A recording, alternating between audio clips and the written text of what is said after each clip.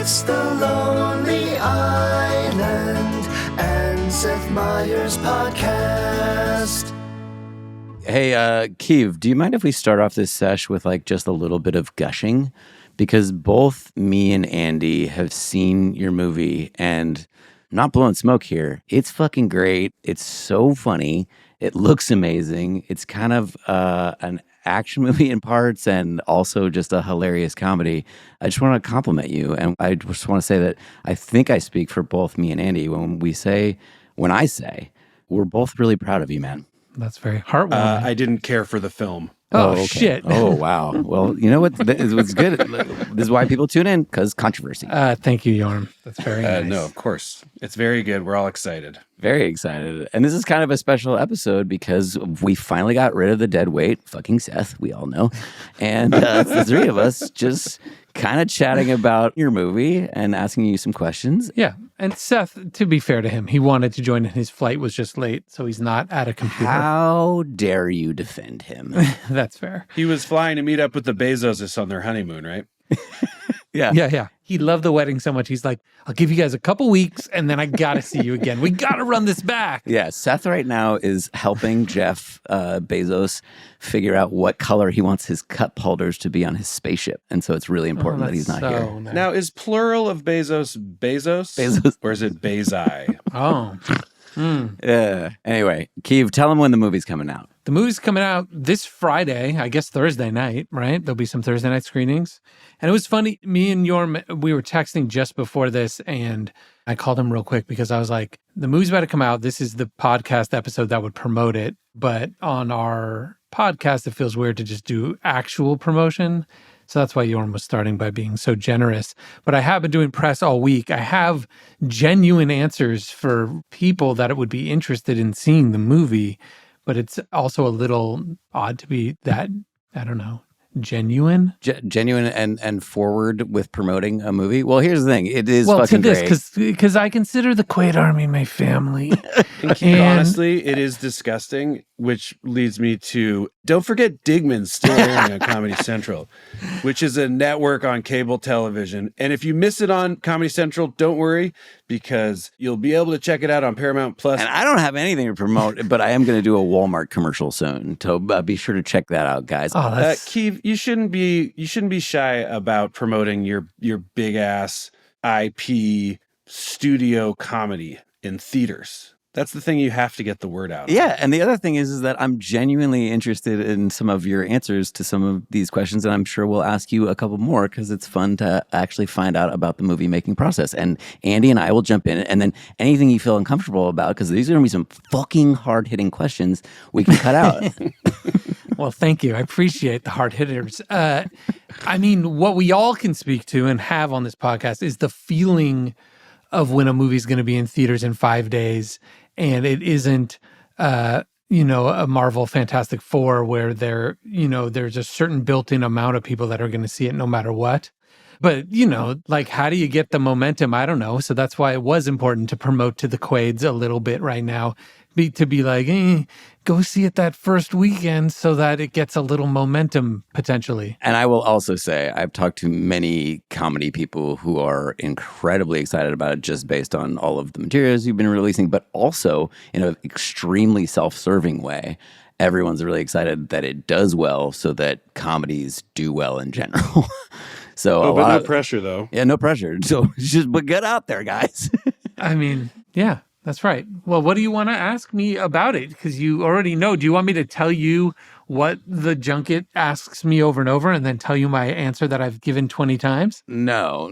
The big first question that I do when I ask, and I think I was feeling when you were first starting to write it and just decided to do it, was just like, we love the originals, all three of the originals, but really, like, we love them so much, and it is such an undertaking to jump in and do something like that. What was the process like of wanting to make this in 2025?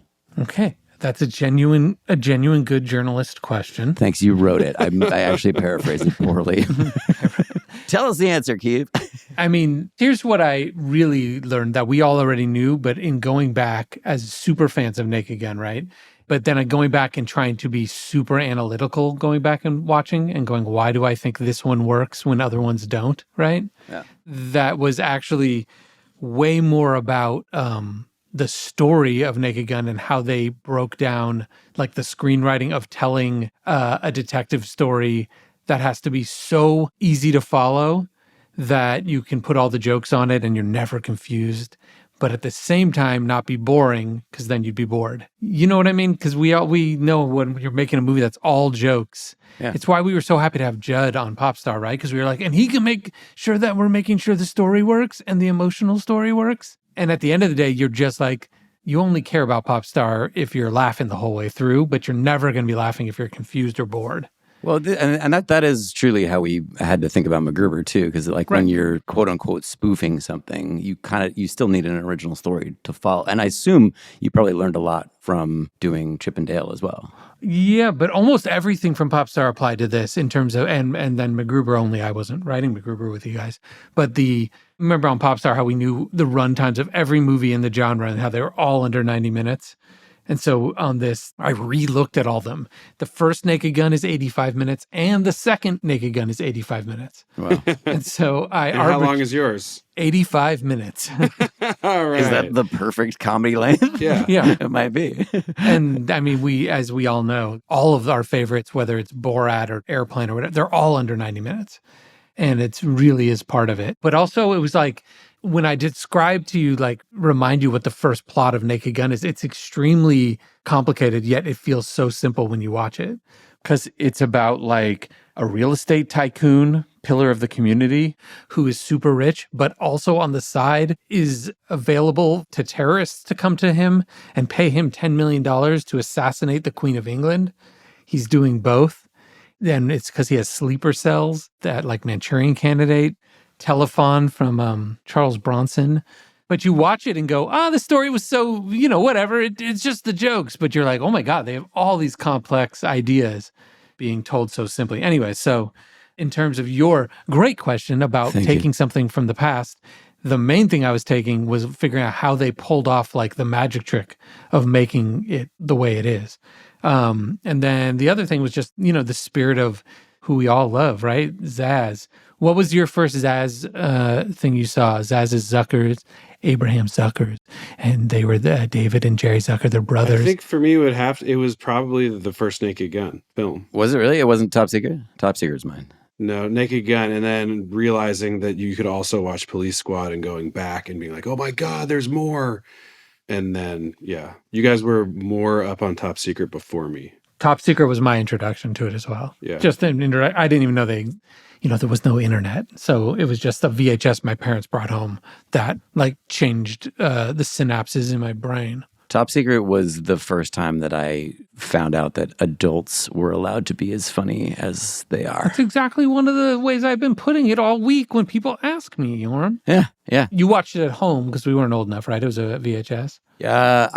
Was it it must have been a VHS. I feel like I saw it at like a camp thing. Like they would like throw a video on at the end of like a camp thing. And I remember being like almost scared for how funny it was. Like just like giggling, being like, oh, this can't continue to be this funny.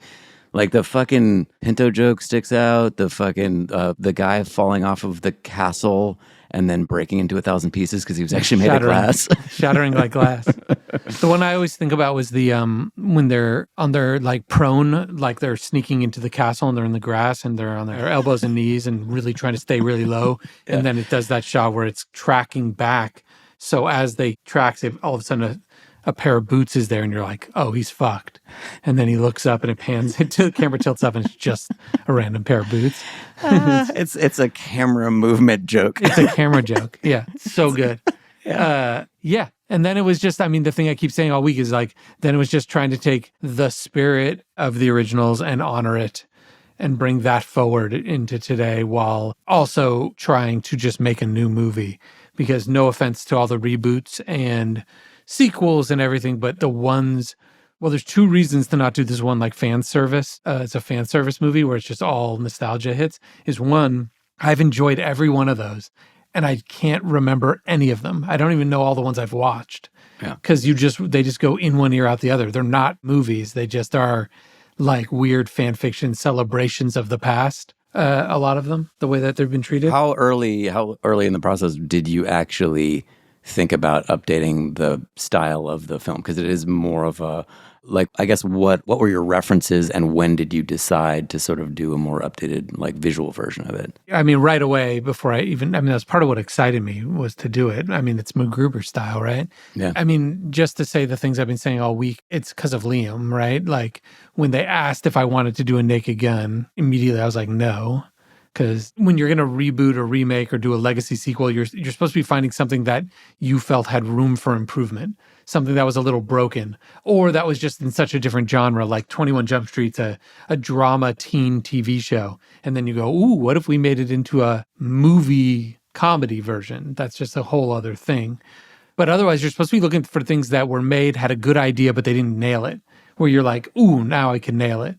And the original Naked Gun has no room for improvement. It's perfect. Yeah. So it's a fool's errand to try to do it again. And Leslie Nielsen is one of one, irreplaceable. So somebody chasing him would be set up for failure as well. Yeah. Again, things I've been saying all week. So I feel like a fraud here. In my normal press, I just say it again. That's the secret with press. Guys, why do we think Lady Gaga got so made fun of for repeating her press on The Star Is Born for there can be 1 million people in a room, or whatever, who say no, you just need one to say yes? Andy, you remember the quote I'm talking about? Yeah, we did a joke about it at the Globes. Right. But what's funny is everybody does press junkets, gets asked the same 5 questions. And if they gave you a different answer for every journalist, they'd be lying. And if they're going to be an honest person, when you get asked the same question, you have the same answer. So, and is it because it was too clever of a thought and she did it? It was too sticky. She was too good at it. I think that everyone just is able to like immediately assemble a bunch of quotes and just show that someone said something over and over again. But if I'm being honest, I haven't checked out your press stuff. So this is all new to me. Most of it hasn't run. It'll be next week. Okay, gotcha. And nothing I'm saying is a lie. It's just you end up realizing you're saying the same stuff over and over because you're getting asked the same question and you have the same answer. But I don't mind saying it again because I want the Quaid Army to know the actual truth and hear from me and hopefully go support the movie, because at this moment, just like with Popstar or with Hot Rod, I'm afraid it'll be a movie that people discover 2 years from now and go, oh, you know what? That thing was actually really good. Well, we've certainly had that experience. And I'm like, maybe this one has a shot to be the first one for us where people can learn that the week it comes out. Wouldn't that be neat? Instead of learning it later. I feel like it's going to be a similar thing with Digman, but mostly because it won't be available for streaming for 2 years. Digman, you're going to have this amazing library, and one day it will go on. Maybe Paramount Plus will get really popular. Yeah. Skydance I Plus. mean, Yellowstone would argue it already is. Yes, but with the audience that you're looking for. And, because even the South Park audience, which is a perfect audience, I think they're watching it on HBO. You know what, though? If you watch Digman and Yellowstone, hit us in the titties. Let us know. Yeah. Let us know if there's any crossover things that you think would work that we haven't hit for promo.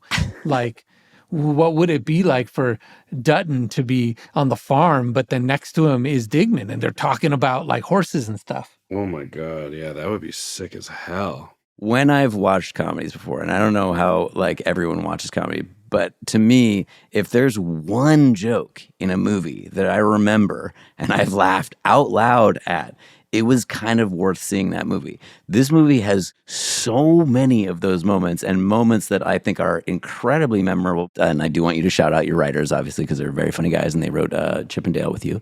But Doug Mand, Dan Greger. Very funny fucking dudes. Doug and Dan. Yeah, they're the fucking best and they're killers. But there are moments in this movie that I'm not going to ruin because, or maybe this has already come out. Maybe you've already seen it. But there are moments that are so fucking funny and memorable and you will take away that I feel like it's we can just beep it if it's one. Well, the moment montage is one of the funniest things I've seen in a really long time, and it is like if it was just that moment, but there's like 10 other moments like that that I was like dying laughing at.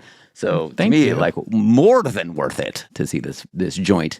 But will you go back to like who shot this fucking movie and what your references? Back to it. So I wouldn't think it would be a good idea to do Naked. And I remember even texting you guys, or at least Andy, being like, "Oh my God, I just got asked about a Naked Gun." And I remember.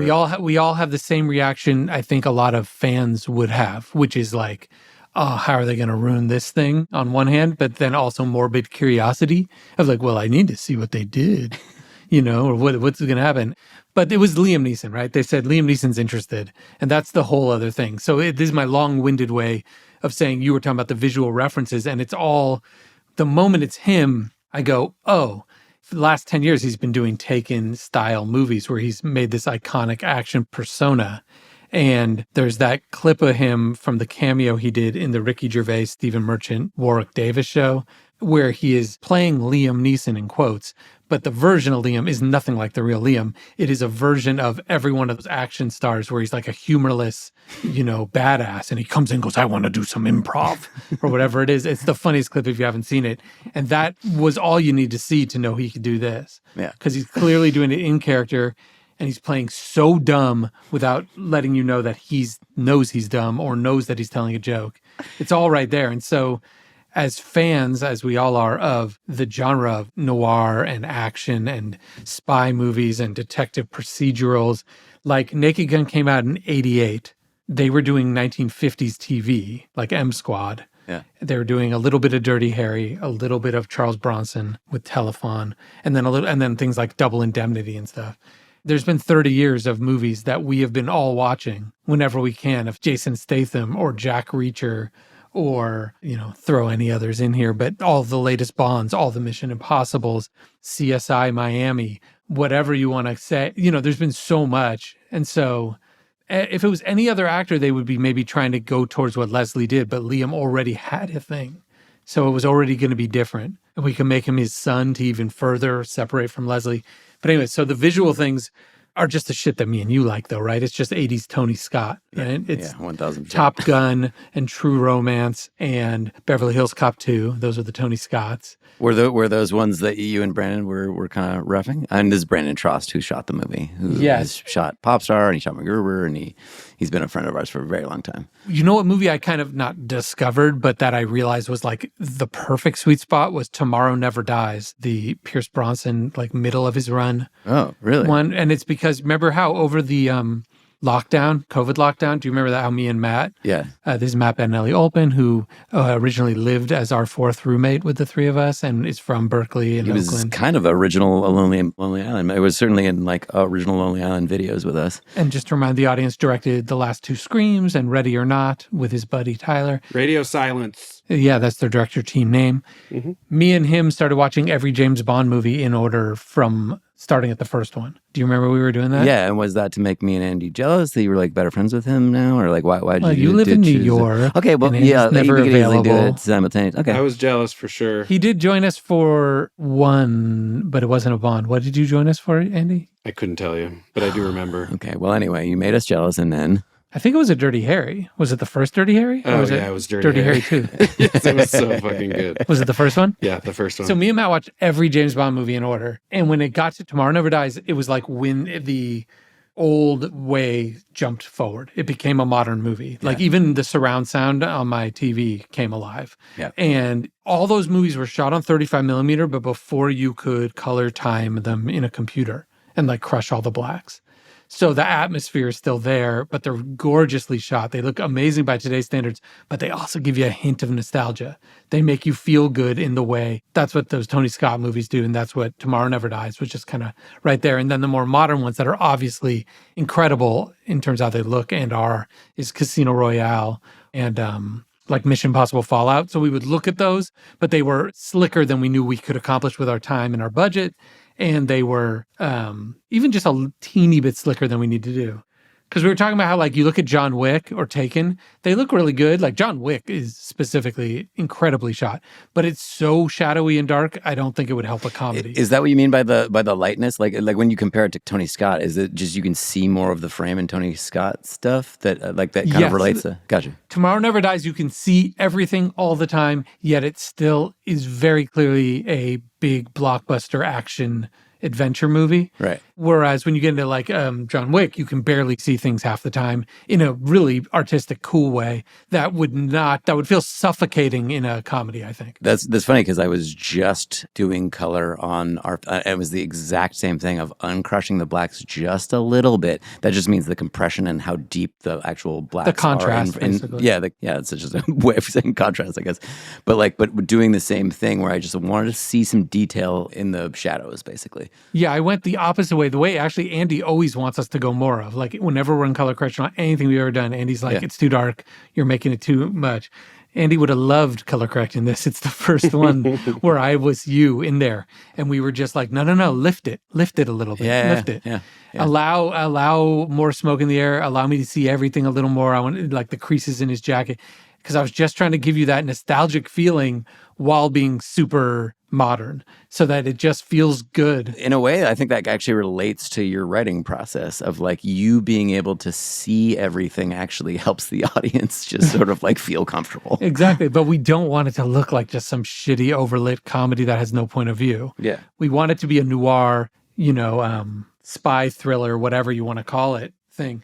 But me and Matt also, we watched, like, we started with Death Wish. Oh, you did Charles something else Bronson together movie. with him? This is how many movies we watched. Fucking We watched unbelievable. all 5 Death Wishes, and then we watched like 25 other Charles Bronson movies from the 70s and 80s. That sounds like a lot of time that you guys spent together. It's great. Yeah. Be more available, Yorm. Yeah, I'll move. And then we did all the Dirty Harrys after Andy watched the first one. Did not make it to 2 through 5, I guess. Jesus Yeah, Christ. I didn't. You missed out. At one point, there's a close-up of a dog and he farts. I wonder if we can find that on YouTube. You sent me a clip though on your phone, and Yeah. I did get to enjoy it. Whenever something amazing would happen in one of these movies, I would take a video of the TV. It's like by the 4th one, he's like meeting a girl he likes or something, and she has a dog, and then all of a sudden to like get out of the scene, it just cuts to the bulldog, and it farts, and then it cuts to Clint, and he gives like a classic Clint snarl that used to be reserved for like bureaucracy and pencil pushers, but now could just be applied to a dog farting. There's one of the Charles Bronson ones that I'm blanking. It might be 10 Till Midnight, where he's like got a dildo in his hand and he keeps flopping it around, but he's seriously trying to reprimand, like, what is this? What are you doing? But it's just a dildo. But it's legit. I do love that in comedies, like you couldn't do that. Well, you probably could maybe get away with that in Naked Gun, but those are the kind of things that I feel like you could have done in movies of the past. And we like I always referenced Tango and Cash because there's a giant trailer truck, like an oil tanker trailer truck, like filled with cocaine. And I'm like, you couldn't do that now because it would seem like a fucking joke. But that was a serious movie. Like we couldn't do that in MacGruber, certainly. Just like fucking the cocaine tanker. Like It's the best because he also shoots at it and everyone thinks it'll explode, but he's so confident that they didn't like hide it in a, like the reality is there'd be like a tank within the tank and there'd be gasoline. So if they get pulled over, gas comes out and then there'd be cocaine in the center. And if you shot it, it would still explode. also that But you would no, have that much cocaine. It's like that means it's like 50 tons worth of cocaine. It's like it's all the cocaine that's ever been made in the history of mankind. okay, here's another question, and then I will have made it through all of the questions that you floated me. And I'm actually surprised by this question. It says, how do you feel about the marketing? I'm trying to remember how someone phrased that to me. They would be like, you know what it would be? It would be they would talk about the trailer, the teaser. And the teaser is the one that I really love that they did, which is the first thing that came out. That was just the simple one at the bank. They would talk about how they felt watching the teaser trailer and the OJ joke in the teaser trailer. And then I would talk about, and I can just paraphrase now, about how I was really happy with that teaser because it was basically all the stuff we wrote in the first week of writing the movie because it answered all the big questions, which is one, what is Liam Frank Drebin? Are we erasing your childhood legacy, or what's the movie's relation to the past? And it was right away like, nope. There's a moment that I will spoil. So in the trailer, you see Frank. He's at the like shrine to Leslie Nielsen, saying, "Hi, Dad, I love you." In the movie, he says, "I want to be just like you, but at the same time, completely different and original." So he just says like the whole thesis for the entire movie there, and that's one of the very first scenes we wrote. And the second thing is, what will it look like and feel like? Is it going to feel like it's some movie from the 80s, or are we doing a modern version? And the bank and the way I shot the bank and Tross shot the bank and the music let you know, no, we have a new take. And then the third thing is everybody that I would be like, oh, yeah, we're thinking about writing a new Naked Gun. They'd say, what are you going to do about OJ? And then that's the answer to that question is at the end of that. And that's really what people have asked about. Support for the Lonely Island and Seth Meyers podcast comes from Airbnb. You know, guys, we talk a lot about Finland on this podcast, which I never thought would happen. But as my name is Jorma Takonen, almost, it makes sense. And one thing that you guys may not have realized is that I stayed at an Airbnb when I was in Finland, in Tampere. And one of the great things about that is that I felt like a native. So when I said things like moi moi or moi to people, they were like, that guy's definitely Finnish. Also, his name's Jorma. Anyway, it was great. There was a sauna in my place, killer, so I could feel the lula. And it's great when a place that is a workplace or a vacation place feels like home. And so if you're daydreaming about going to Finland or, you know, somewhere in Norway or anywhere in the world, really, I mean, most places, you can get an Airbnb. It's great for family traditions. Vacations are how you bring people together, guys. And also, when I go back to Finland, I'll be probably staying at an Airbnb in Helsinki. And when I do that, I'll probably think to myself, what am I doing, man? I'm out here. What's my house doing just sitting there? It could have people in it right now. And it's also great to be able to like create spaces for people, create that home environment for people to feel so they don't feel like a bunch of tourists in a city wherever you live.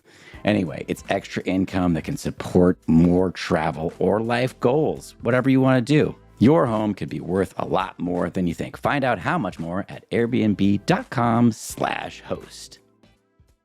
Support comes from Wonderful Pistachios. Wonderful Pistachios is the don't hold back snack. They're healthy and they're tasty, so you can snack without holding back. Wonderful Pistachios is the craveable snack that tastes too good to be good for you. Irresistible flavors, honey roasted, jalapeno lime, chili roasted. Bring the heat, the sweet, or the kick to keep you coming back for more. With 6 grams of protein per serving and 0 grams of regret, Wonderful Pistachios are one of the highest protein snack nuts. If you don't believe me, ask Akiva. You didn't send anything in? Great. No shells, no limits. Don't hold back on flavors or convenience. I'll tell you what I like is just eating a ton of pistachios, and I'll tell you what I don't like when I forget to hide the shells, and then my wife comes home and says, did you eat all of the Wonderful Pistachios? And I say, no, I didn't. And then she'll say, well, where are all these shells from? And I'll say, your guess is as good as mine. Visit wonderfulpistachios.com to learn more. Oh, I texted you on the soundtrack because you haven't heard the real music yet. Because you haven't seen the final cut of the movie. I did not have a chance to. You don't have to listen to it. It's just movie music. But this guy Lorne Balfe did the soundtrack, and he did the last 3 Mission Impossible movies, and he killed it. So me and Jorma, when we were texting earlier about a screening he's going to go to, or the premiere rather, I was like, oh, the thing I'm excited for you to see besides just everything finished is the color correction looking correct, because as director to director. Yeah. And now it having a real orchestra and the real score in there, it just elevated the whole thing. I do want to talk about the score for a second because Keev was sending us all of these videos. Like, as we talked about in the pod, while his dog was humping his leg, he's checking out the score being recomposed, because that's how you do it. You do it in the box, right? So to speak. It's all on computers. It's all digital. And then once that's all done and it's approved and then Keev has gotten to on several movies now, I think, right? Is it 3 movies now that you've gotten to do this? Yeah, we did on Hot Rod. I did on Neighborhood Watch. And we did it on this. We did not do it on Popstar because we didn't have an orchestra No. need, because the music in that was all, pop. But just describe what that process is, because I know Rescue Rangers. I got to. Yeah. Oh, so you've done it 4 times. Like, I mean, I feel like everybody's seen those little videos, but it's hard for a video to capture what it's like, but it's incredible getting a private orchestra thing that is bespoke to your movie. But you really do have these 50 string players in there, and the moment they all start playing, it's emotional. No matter what the movie it's doing it for, you're in a room with, and you can't believe how incredible, an amazing. Entire string section starting to play sounds. It just blows your mind every time. And they're going exactly to the score, right? Like they're playing exactly to what was done in computer, basically. Like, I don't even know how they do the timing. Well, no, it all gets broken down. I wish I had the images, but maybe we can pull some. But it all gets, once it's all been approved, then they have weeks of working with these orchestrators who are taking all the music and creating all the sheet music for because every section needs its own sheet music, right? Like the violinist needs to be looking at a different one from the cello. They need to have same parts for some, but different for others because the cello is not playing what the violin's playing.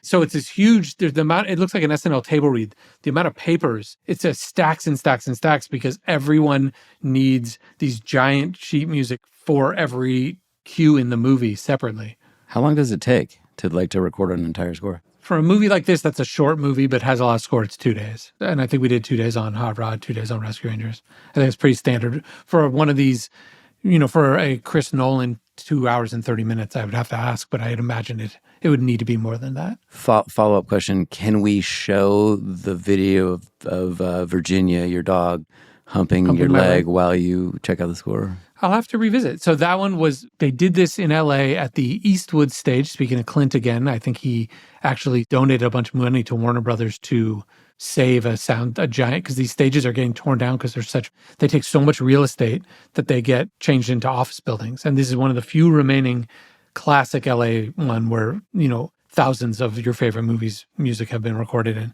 And I was there a lot while we were recording, but then sometimes I'd go home because it's not far from my house.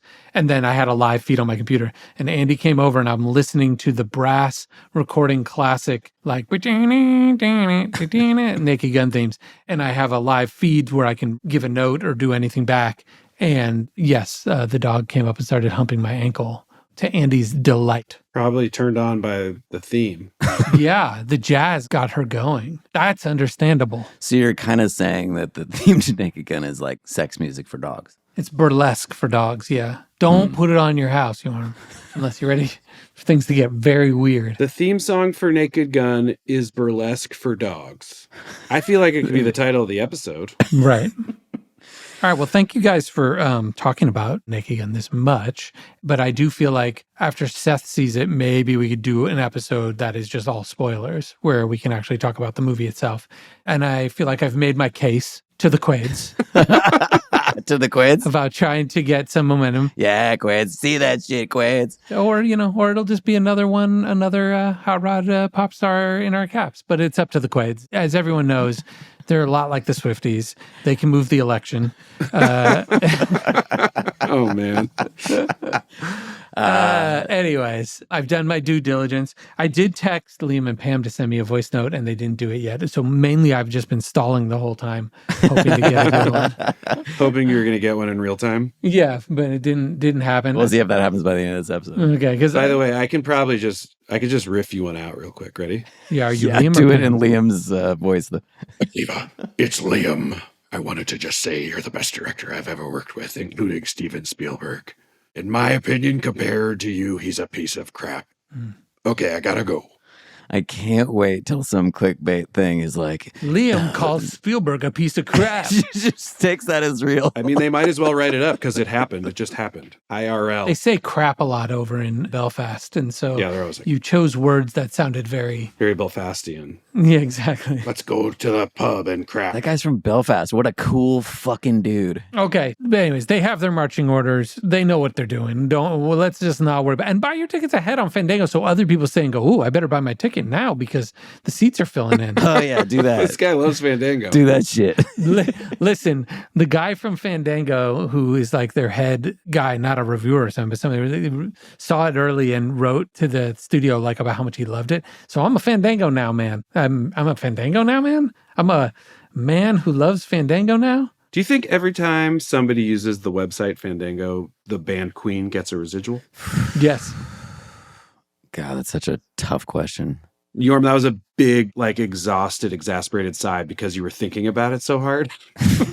Yeah. His brain couldn't take it. You were like, ugh. No, man, no. You were like, oh, what a good question. How to answer. Hey, we said there were going to be a lot of hard-hitting questions, and there were from Andy about Fandango and Queen. Andy, you went to Comic-Con. Did you see the Naked Gun big installation? What do they call it? Activation. I didn't see the activation. I saw some posters and billboard action that looked pretty rad. Activation. I definitely got some Quaid armies out there, so respect to everybody. Also, P.S. last night at a restaurant, someone just yelled Quaid Army. In the restaurant, like a quiet restaurant? Yeah. Like almost like yelling fire. We were out on a patio. It was like as they were leaving. And I was like, what was that? Somebody just said Quaid Army? And I was like, sorry, that's me. Righteous kill! Oh, jeez. And they went, woo! Almost missed it. Everyone at my table was like, what the fuck was that? Just special code. Oh, God. Oh, that's me. sorry. Oh my God, that was my podcast. cue. I am so sorry. Yeah, you were like, you'd almost gone. How rude I of went me. up on my line there. Felt great. NGL felt great. Oh, That's fuck. That's fantastic. killer. But yeah, Comic-Con, was litty. I was on a panel with Matt and Trey and Mike Judge. Oh, shit. 4 legends of animation together, Yes. finally. If you're out there and you heard this was happening and you wondered why I was on there, the answer is same network, and that's where it ends. Wow. But it was really fun and everyone was nice. I saw an article today that had a picture of Matt Groening at a panel, like yesterday. He would have made more sense on the panel, but unfortunately his show is not on the cable channel Comedy Central. Right. So I got his slot. So you're saying this is like a corporate thing? I got his legend slot. Yeah. Legends only. Simpsons is approaching 800 episodes, right? I think that they're close, guys. It's pretty fucking incredible. I'm just full of compliments today. Andy, were you like Chris Farley up on the panel, just going, guys, Yeah, I was like, remember yeah. Mr. Hanky? So awesome. He was a poop. Yeah. And what about that blanket, Towley? He was like on weed. I would say that the others on the panel knew the deal and were incredibly gracious considering. But it was cool just to be up there and like they've done so much incredible work. It was good to just be up there and like kind of draft on their fan base and feel the energy of that of being like, right. South Park's been on forever. Beavis and Butthead's been forever. Like these dudes have made so much shit. And we should just say, in case there's any question, we are big fans. Big time. Oh yeah. I even, you'll be shocked to know, mentioned it during the panel. That's nice of you. Now, did you talk about the Mexican restaurant in Colorado at all? I didn't talk about it on the panel, but I did talk to Trey about it because our friend Jake Szymanski actually went, and I told him that Jake told me that it was like one of the greatest experiences of his life. He went with his family. I mean, Keith, you were going to change your flights to fly in there for like 6 hours and go there, right? I am dying to check it out. I had a layover last summer. I was with my family and we were leaving, having seen Yorm on the East Coast.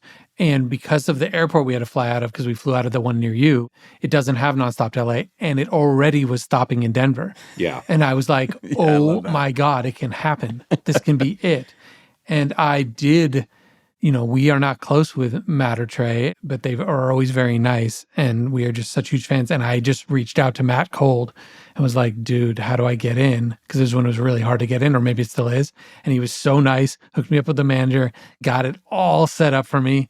And then I convinced my family, like, I know it's weird, but we're just going to move our flight a little, because it was like a 2-hour layover, Real and then we had to fan make shit. it 4 hours. I'm like, I think if we leave right when we get there, spend 2 hours at a restaurant, and then my you have to do God. the gate check back through security. my God, we I get all love our that. bags. It would have been a big pain in the ass. And then our flight was late, and it just wiped it right Oh, off. damn it. That By the way, that I was get the it. reason. I really do get it. Yeah. Like, for anyone out there wondering, the whole of the Lonely Island fucks with a themed restaurant.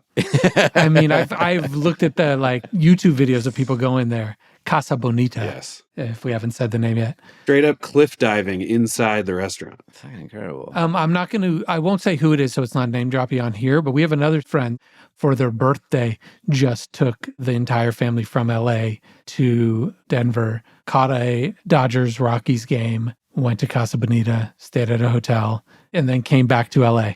And that was the full birthday party agenda. And I quizzed about after, like, well, and they were like, 5 stars, one of the best vacations. We like truly was like no regrets. God, that's it was amazing. the best. That's They loved it.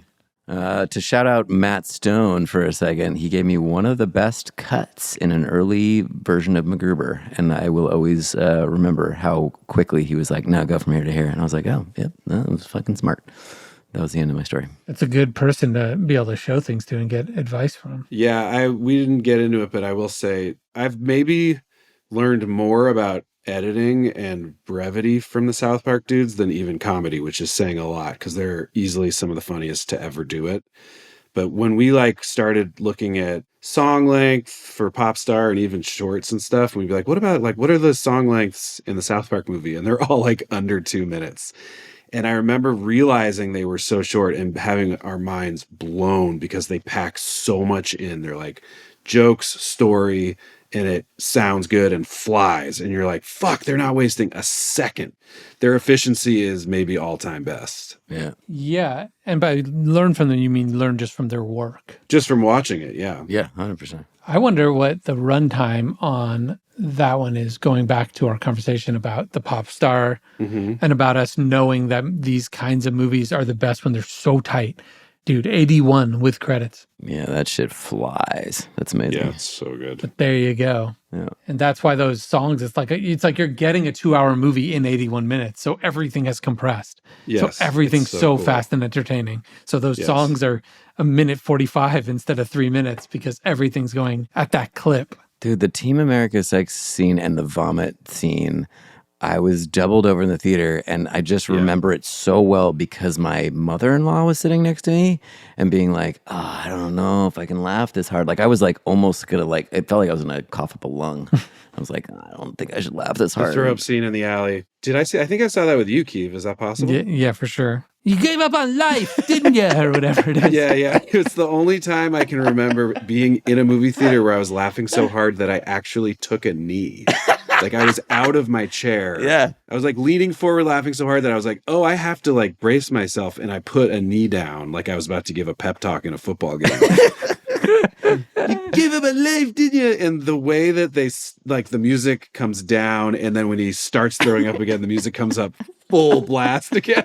It's just fucking incredible. Balls out. That's fucking What I amazing. remember though, and I don't remember who this was, but meeting with crew members like we'd have to look at the timing, but for whatever project we were doing, that was like a year after that project. Tell me if either of you were in the room. And it was like, so we're just meeting with like random grizzled old crew guys to see who you're hiring for your project. And one of them, we were like, yo, you worked on Team America. That's so amazing. He's like, oh yeah, it was such a good movie. And then they did this reshoot and they added this terrible puking scene. Just ruined the whole movie. And I remember like two things in my mind at the same time. One, it was, oh my God, that was our favorite scene in the whole movie. I don't remember if we told him or not. Obviously, we're not hiring this person who thinks that that's the worst scene in the movie. And then it was also just reminding me how subjective it is, right? Like if that guy had wrote the first tweet about the movie about how there's this horrible scene and that was what Matt and Trey read first, they'd get so sad, not realize, you know what I mean? Like, Yeah. It's all perspective. you can do something that we thought was just obviously the funniest thing in the whole movie. And they did it as a reshoot, which makes sense to me or additional photography. Yes. Because it makes sense. Because you'd be like, let's just go crazy right here. I mean, it's not dissimilar from on Popstar. One of our reshoots was the limo scene. Yeah, we went back and put the craziest or most edgy thing in or whatever. Yes, but I mean, it was for story purpose. But when we did our test screening, it was the most liked scene in the movie, and also some people their least favorite scene in the movie. Yes, well, famously of comedy testing, whatever scene is your most liked usually is also the most disliked. Yes, Because it's also just a part of it being the most memorable. right. But it's also probably because it's the part that goes for it the most. Like in Bridesmaids, I'm 90% sure that Judd said it was the throw up diarrhea Yeah. scene. But the trick is for it to be, 10 times more liked than disliked. It's not like, Yes, which was the case on ours. It was way more people liked the scene than didn't, but it was also a lot of people's least liked scene. yes. And I feel like at that moment we were like, oh, we did it. Yeah. No, but like Cool Beans was the same too, right? Like most liked, most disliked. Yeah. Like, yeah, it's just across the board. Definitely. Okay. The only other housekeeping we had is that we didn't quite get through movie awards. Oh, right. Movie awards, we talked about it a great deal, but there was a lot left. We have more voice notes. Yeah. It feels only fair if we bothered someone to record one that we listen to it and it will spark a memory. Yeah, and you know what? Sorry to those people for not doing it on the movie awards episode. Agreed. But yeah, let's get into it. Should we just pop a couple off? Yeah, intro one. All right, let's see. First up, we got Paul Rust, who you know from the world of comedy, both as a writer and a performer. He was a writer on the MTV Movie Awards. Let's hear what he has to say. Hey, everybody. I have many, many, many, many fond memories of writing on the 2009 MTV Movie Awards. I'll just share a couple here. Like any writer's room, we would order food, for lunch or for dinner. I can vouch for that. That is true. And I remember after everybody would put their orders in every time, Andy and Akiva would ask the staff, hey, is there any food we want to order for everybody to share, for the table? This really stuck with people. Yeah. And by the end of the first day, for the table got abbreviated down to for the tabes. Him and Neil. This is a big takeaway. For the team. Ever since, anytime I'm with a group of people and we order food for everyone to share, I think for the tabes. My second memory, and gosh, I don't know if it's going to be able to top that first memory because that one's really good and I'm sure your listeners love it. My second memory is the writer's room was actually in the dressing room of whoever performed at the Universal Amphitheater. And it was a really cool dressing room. It was like all decked out and it had this massive bathroom, with like a shower and of course toilet, sink. But it also had this this big glittery red jacuzzi. And I remember we all went in there, we're checking it out. And Andy said, gosh, just imagine all of the stars who have been in this bathroom. And he pointed at the jacuzzi and he said, to think Ben Folds got blown there. Okay, bye. I have no memory of saying that. Dude, we went to the Universal Amphitheater alone brings back so many memories. That was one of the premier venues to see cool music in LA. Yeah. It was such a cool venue, and I believe it's where Hogwarts is now. Oh, really? That's what they took down? I think that's the real estate. Somebody's going to know. Oh, wow. Hold on. I'm getting it live in the chat, in the feed. Oh, bing bang. The Universal Amphitheater closed September 6th of 2013 and was demolished for the Wizarding World of Harry Potter. My man Q was right. Man, we got hit in the titties immediately. So that means that Ben Folds presumably got blown right in Ollivander's, maybe. We don't know. Right in Ollivander's wand shop. Yeah. I wonder why I conjured that name. Maybe there was pictures of who had performed on the wall. I think Definitely he was on the probably wall. because if any of those venues have on the walls when you're walking in all the photos of people that have performed there. That's so funny. All right. Should we listen to another one? Yeah, let's roll them in. Thank you, Paul Rust. Yeah, thank Rusty. Nice of you to send. We love you, Paul. All right. Should we go to Matt Murray? Oh, the Panther? Fuck yeah. Yes, he's been on here before. He wrote with us for a couple years at SNL and then came to LA and on the movie awards, obviously. That's right. Let's see. Hey, what's up, guys? Matt Murray here. We're talking movie awards. This is actually sort of near and dear to my heart because this is where I met you guys. We all were writers for the 2004 Movie Awards, hosted by, that's right, Lindsay Lohan.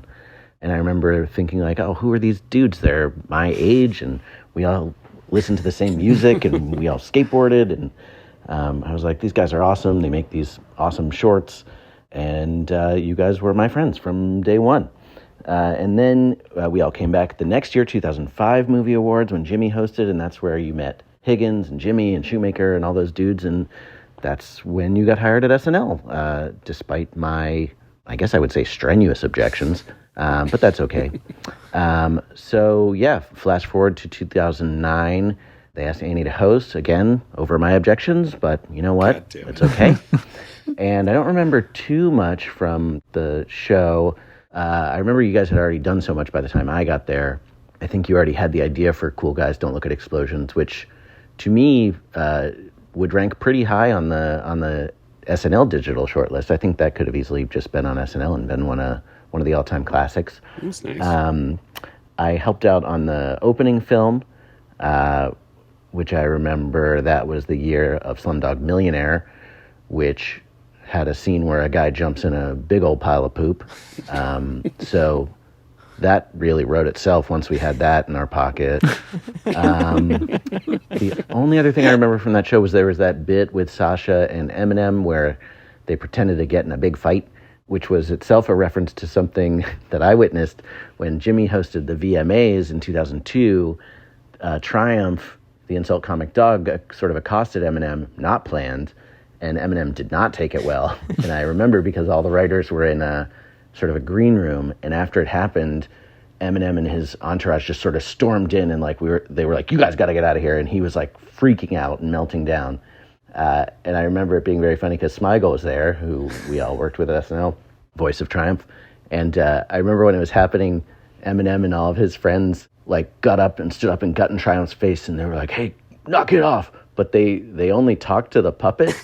Like Smigel was there with the puppet on his hand, like saying all the words, but like they were really mad at the puppet. They were like, "Stop it! Stop it!" But that wasn't your show. That was a different show. Anyway, that's it. I love you guys. Bye. Oh my God. Oh my God. All right, good. That's one man's account, you know? We don't know nothing about it. Yeah, we weren't there. We were just in our apartment. We had no clue, but this is a spicy take. That's definitely going to make some headlines now in 2025. Right, we didn't say it. 23 years later, they're like, remember when it looked like he was really mad about that? I do remember that Eminem was, because I remember what he was saying, and I was trying to lean forward, and it was him saying, "I did my TV time. I did my TV time." And I was like, oh, that's an interesting way to phrase that. Oh, God. You remember watching the 2002 Movie Awards as a fan back in LA? There's a lot I don't remember, Keith, but I remember that. That's, I mean, surprising. It is. There's so much. You know what's so great is we've known each other for so many years, but it's just like peeling a layer of an onion. You know what I mean? It just keeps going. Yeah. You never know what's going to stick with any of us. Yeah, and the coolest thing about peeling back an onion is underneath, same thing, more onion. More onion. Still smelly. Still smelly. Still smelly onion. All right, we do have two more. Yeah, let's rock them. Crank them. Okay. Yo, hey guys, it's Tim Kalpakis, writer. Murderer's Row. That was my first job ever, so I was really shy in the room. Whoa. And one day, Fred Armisen popped in, and he was going around to all of us like, "Hey guys, how are the bits? How are the bits? We got good bits."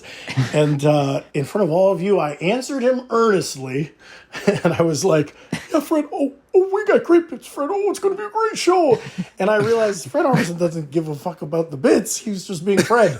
And I'm kind of sweating right now, even just recalling that moment. I also remember watching the Kings of Leon sound check, and then I felt somebody take my hand, and I looked down, and it was Andy. And then we just sat there holding hands. And like, you know that I could use somebody. It was beautiful.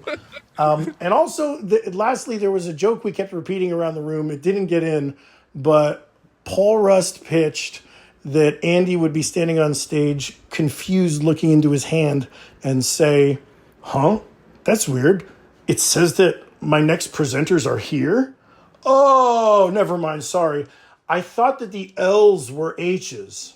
From Land of the Lost, please welcome Will Ferrell and Danny McBride." Hand of the host. So just giving the audience the credit to do the math with no explanation that if L's or H's, Land of the Lost is Hand of the Host. And the presenters are teeny little shrunken guys in Andy's hand. Oh my and Paul pitched that, God. and Andy was like, "Yeah, pretty good. Put it on the board. That's good." The math is so difficult. I was trying to do it the whole time he's talking. But both of those stories about you, Andy, make me like you as a person. One, that you would hold, you just go to the right, like guy's hand, just hold a guy's hand while Kings of Leon are singing this song. And then two, that you'd be like, "Yeah, put it on the board. Let's do that joke." Like the most complicated. Oh my God, hand of the host. Now, Kalpakis writes on a show called Digman now, I believe. That's right, amongst many other things. That's interesting. I love that show. Funny man. We love Kalpakis, one of the funniest dudes. Support comes from Quince. One night with Quince's European linen sheets, and I finally understood the hype. The difference was immediate, and the feel was beyond luxurious. These sheets are light, breathable, and super soft, with that perfectly lived-in vibe, but new. Woven from 100% European flax linen, they have that heirloom quality and get softer with each wash. The best part, like Quince's clothing, their bedding is half the cost of similar brands. By partnering with top artisans, Quince cuts out the cost of the middlemen, gross middlemen, and passes the savings along to us, the consumer. Here's a personal statement. I have tried Quince, and I gotta say, one of the best nights of sleep I've ever had because of that lived-in vibe. Genuinely, very, very soft, very comfortable. Let your bed match the season with cool, relaxed bedding from Quince. Go to quince.com/island for free shipping on your order and 365-day returns. That's QUINC.com/island to get free shipping and 365-day returns. Quince.com/island. Support also comes from Vuori, our favorite. I was just on their website, guys. It's a pretty sexy website, I gotta say. Makes you feel like you're a sexier person for checking it. They got a ton of stuff on there. They got stuff for men, women. They got all kinds of things that you wouldn't expect from them. It's got that fitness versatility. One short, every sport, as they say. Ideal for fitness, running, and training, but also stylish and comfortable enough to wear all day. Soft, lightweight, 4-way performance stretch. You know it. Moves with you, no restrictions, which I'm all about. Breathable boxer brief liners. Built-in comfort and support. Available in 3 inseam options. Whoa, 3 options. A perfect fit for every preference. Vuori is an investment in your happiness. For our listeners, they are offering 20% off your first purchase. Get yourself some of the most comfortable and versatile clothing on the planet at vuori.com/island. That's VUORI.com/island. Exclusions apply. Visit the website for full terms and conditions. Everyone loves terms and conditions. Not only will you receive 20% off your first purchase, but enjoy free shipping on any order in the U.S. over $75 and free returns. Go to vuori.com/island and discover the versatility of Vuori clothing. Exclusions apply. As I said, visit the website for full terms and conditions. All right. So Ackerman sent a very long one last time. So we just listened to a teeny bit of it. Yeah, we've got Ackerman snippets because he sent us A 17-minute. We can say the length. 17 minutes. It was a 17-minute voice note. And to his credit, he was like, hey, sorry if this is too long. Take what you want. Yeah. But it's a fourth of the bigger, longer uncut movie. South Park's movie. All right, let's check out some of it. We've got Scott's down to 3 snippets. So let's roll snippet 1. First of all, we had to do a lot of research about what was happening in movies at the time, just looking at like, what was a box office hit? And then Jason Mantzoukas, I believe, found a list of every movie that was released and how much money they made. And down there at the bottom was this movie called Delgo, which was an animated fantasy movie. And it made something like $500 when it was released. It was just a huge disaster. And I think it cost a lot of money. And Jason just would not let Delgo go. And he tried inserting Delgo into every punchline, which made us all laugh in the room so much. And, Andy never asked us to stop doing the Delgo jokes. He liked them himself. And in fact, I don't think we used any of them. Maybe we used one. But a month after we did the show, I rented a movie theater, and we all watched Delgo, all of the people who worked on the show. And surprisingly, it was not incredibly fun. It's not one of those movies that's so bad it's fun. It was just kind of bad. So Delgo was a huge thing, guaranteed to make us all crack up in the room. Yeah, so I do remember this. I believe it was Mantzoukas wrote a huge musical opening number all about Delgo. And it made us laugh so much that we actually, for like 10 minutes, were like, could we do that? Like, what would the response be? Like, we went through the motions of like how it would land. We were like, obviously no one would know what we're talking about, but like the tale of this, like how would it play out after the show? Like, would it be something actually really memorable by doing a huge opening number about an independent animated film that bombed? And no one knew what it was. That is one of my favorite fucking things about writers' rooms. Of just like, that joke is so funny, but is for no one, but is so funny that it might make it on. And again, you as a host, Andy, and being a real writer yourself and a very funny guy, like you just being like, like, yeah, maybe. The idea that you would fucking entertain that is insane. I mean, it's textbook writers' room stuff, though. I mean, the funniest things in context in the writer's room never make it out. No, that's just kind of standard. And probably shouldn't. No, because it's confusing to people. Delgo. But I will say it was very It's appreciated. also just a great name, Delgo. So we were just having so much fun saying it in the room. Yeah. And I do remember going to that screening. I believe it was at the Silent Theater on Fairfax. And us all being like drinking. Like we had done those. I think we talked about on this before, how we had done like Beowulf screenings and From Paris with Love and things like that, where we'd have a bunch of drinks. Whoopie Boys, certainly. Just movies we enjoyed that we wanted to share with our friends and family.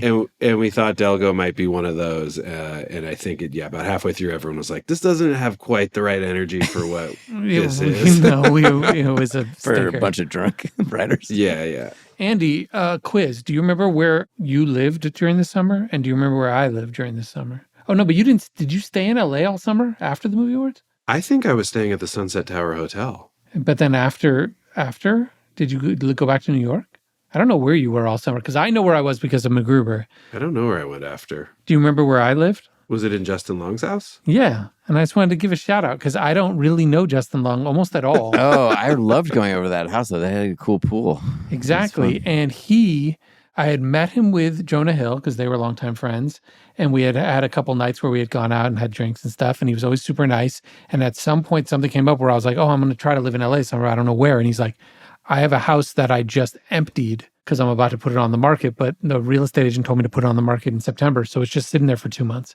And he just let me go use this empty house. Yeah, and it was so a beautiful nice. house in the hills. It was very small. It was like a 2-bedroom little house.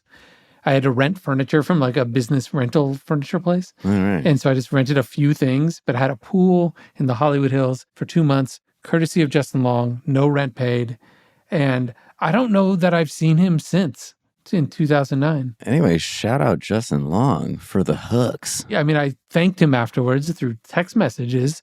But again, super fond memories of that house and of staying there. And so if this gets to him, thank you to Justin Long again. Because I was looking at the photos of the summer to remind myself of what we did. I mean, Keeve, you thanking him for that is shameless clickbait, but I'm here for it. Oh my God. Going to be... that house, having a barbecue and swimming at that house. Also, I recall the first time I ever remember hearing Drake was on the Jambox. It had a great outdoor speakers outside, and I figured out how to rig my iPad to it. And it was also the first time I'd been in a house where you were like, this place has Sonos. It's this new system. Exactly. Oh, yeah. I totally where I could play remember stuff. that. It had a little outdoor TV. Yeah. Yep. He had really done it up nice, and then he was selling it. Yeah. And to be clear, Keeve or whoever was in charge of the music chose Drake. It didn't come with the house. Yeah, and you kept shouting, nothing will ever take him down. You kept shouting that, right? Nothing will ever take this guy out. He's never going to be in a feud. Guys, don't wade into that. We've already given Perez and Just Jared enough juicy goss. With you thanking Justin. They're already going to have their hands full with the fact that Yorm remembers watching the 2002 movie awards and that he was in fact not just pretending to be annoyed, but was really annoyed per Rust. So many good stories here. Speaking of, should we hit another Ackerman? Yeah, do another awkward man. Let's roll Awkward Man number 2. Let's see, what else? The night of the show, a couple of the stars who were presenting together, their publicist snuck a look at the script. I guess no one is supposed to read these scripts because that just opens up this can of worms where if the stars get to approve any joke you make about them, nothing will ever get on. But this particular publicist snuck backstage, read the intro for the stars that he was representing, and then came to us writers and said, hey guys, I've talked to my clients and they hate their intro. They just hate their intro. So, please just change it. They're saying they're not going to do the show. And I really liked Andy went, no, we're not going to change it. And then we actually saw those stars at the wrap party afterwards, and they talked about how funny they thought the joke was. So the publicist had obviously just never even talked to them about it. He was just trying to sort of cover his or her ass. I think I said it was a his already. That kind of stuff happens on those things all the time. And that's when, the angry Keeve that you guys were making fun of about balcony songs. Yeah. He really comes out at award shows when Andy's hosting and somebody tries to someone breaks the rules, the social contract. Like Avika came out. I understand how it happens because a publicist can go back to check prompter or a person that is going to present to make sure the stuff they're going to say is in there correctly. And they could be snoopy and kind of look around. But the idea that you get to approve what other people say about you.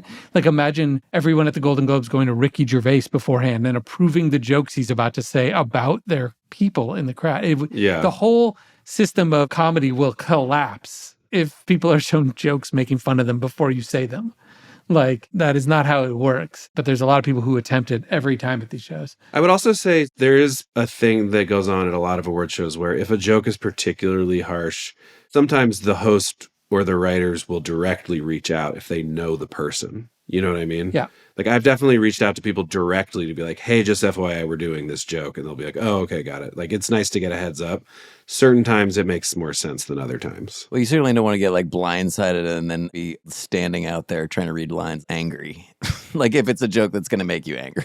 But I think you just reminded me because we reached out, not for like little funny little witticisms that you were going to do, but if the camera was ever going to cut to somebody because you had said something, we went and tipped them off because we are not mean people that are trying to catch them. Well, we also want them to have a funny reaction ready. Exactly. We want them ready and not get caught. But I do remember one, and I think it was Megan Fox, where whatever the joke was small, and we were like, just look at Andy like he's a fucking idiot. Right. Like, to us, that was the joke. Like, Andy's going to say something fucking dumb, so look at him like an idiot. Yeah. And she's good, so she did. And then I remember a few people being like, ugh, Megan can't take a joke. And me going like, fuck. Oh, that's a bummer. And me going, damn, did we sell her out? Like, we should have let her laugh I at it. remember that because she did it so well. Yeah. Because they don't know that anyone's ever tipped off. So they assume it's real. Right. And to us, it was funny. And she was doing her part as the straight man in a 2-part joke. Yeah, But it's better to just let them laugh and show that they're a good sport. Was it at this awards show or was it after? I think it was Got this. it. Yeah, it was. I don't remember what the joke was, but I remember that moment and learning a lesson in my head of like,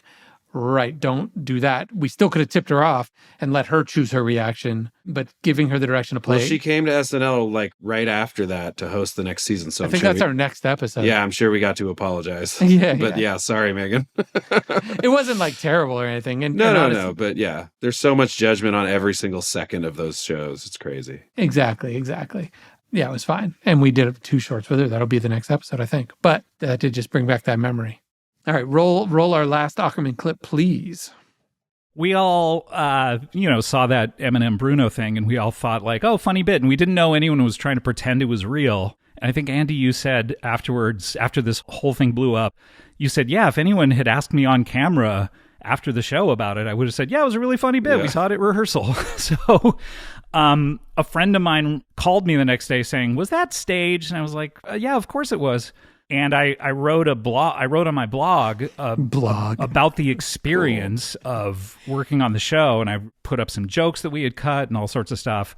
And I was like, yeah, that thing was staged. We watched it in rehearsal, which blew up in my face. And it was a great lesson in how the internet is not going to protect you on this. You may think there's only a couple of hundred people who are your fans, but if they send it around to people, it suddenly became a huge news story. And I got into so much trouble about it. And Andy, you were very kind about it. And never held it against me, which I really appreciated, but I just felt like such a dipshit. And I remember I went to see with the Human Giant guys the day this all blew up. I went to go see Drag Me to Hell, and those guys like saw me, and my face was ashen because it all just blown up like 2 hours earlier, and all those guys were like, "Hey man, it's gonna be okay, don't worry."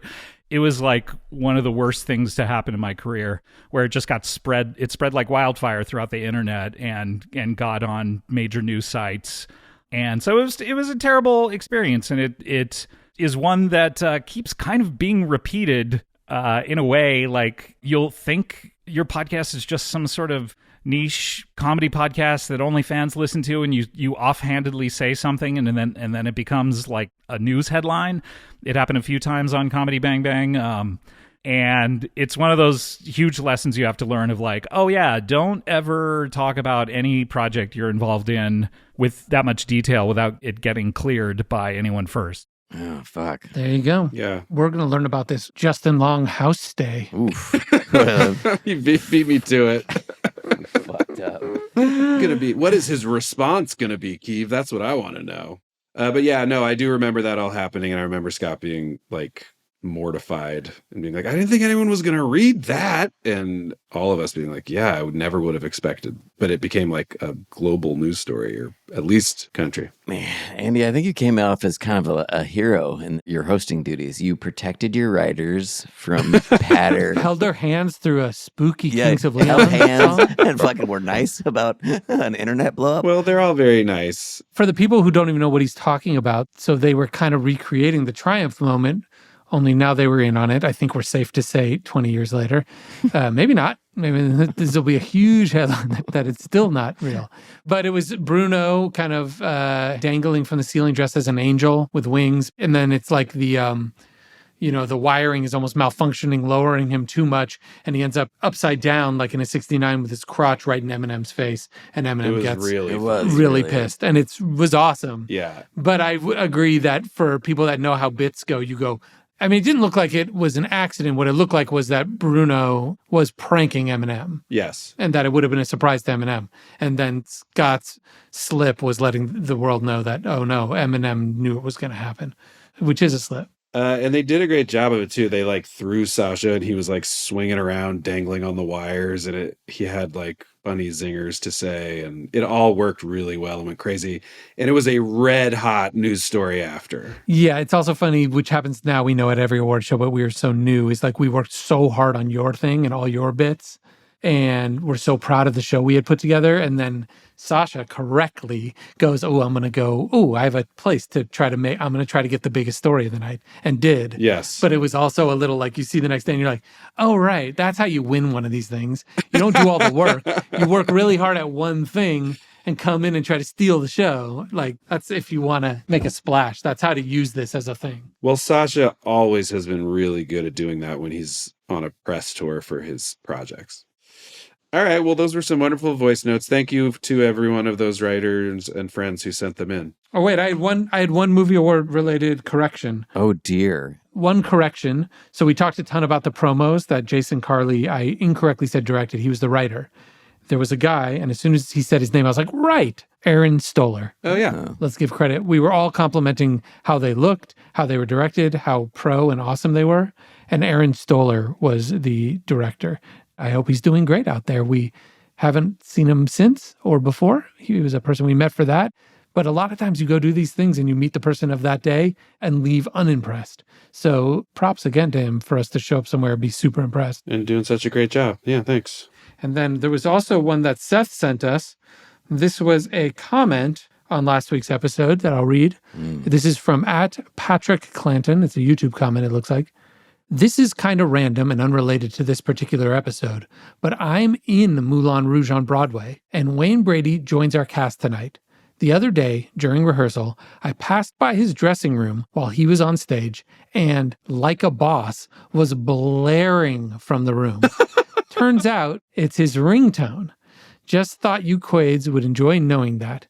And Wayne, if you ever read this, I hope you don't mind me sharing. Crying, laughing emoji. Wow. Oh, my God. Fuck yeah. Wayne Brady. Fuck yeah, Wayne Brady. Love that. That's awesome. Congrats on being on Broadway to who wrote this to us, too. Wayne Brady, who was in Self-Reliance. That's right. And it was fucking killer. Yes. No, I was not there on set that day at all. Hooked it up, though. Came through, and it's an awesome moment. Did awesome things, yeah. Yeah, it's a really special moment in the movie. So thanks twice, Wayne. That's rad.